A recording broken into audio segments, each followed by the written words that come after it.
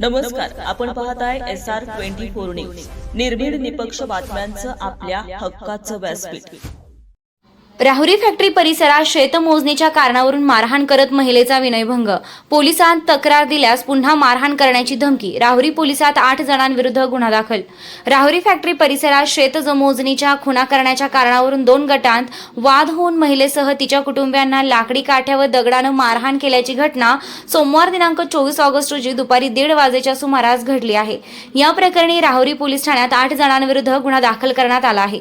याबाबत राहुरी पोलीस ठाण्यात रामकिसन सोमनाथ धनवडे, अमोल राजेंद्र धनवडे, राजेंद्र सोमनाथ धनवडे, वैभव विष्णू धनवडे, अंकुश सीताराम धनवडे, अरुण सीताराम धनवडे, तेजस रामकिसन धनवडे आणि शुभम राजेंद्र धनवडे सर्व राहणार राहुरी फॅक्टरी तालुका राहुरी यांच्या विरुद्ध गुन्हा दाखल करण्यात आला आहे.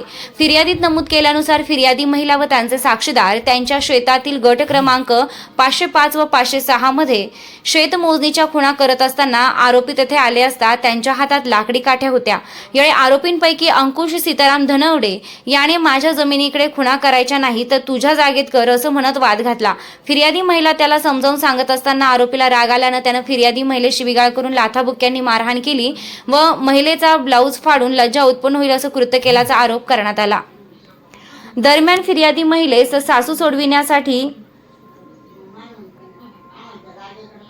आल्या असता अमोल धनवडे याने लाकडी काठीनं त्यांच्या उजव्या हातावर तर दुसऱ्या आरोपी रामकिसन धनवडे याने लाकडी काठीनं पायावर मारहाण केली.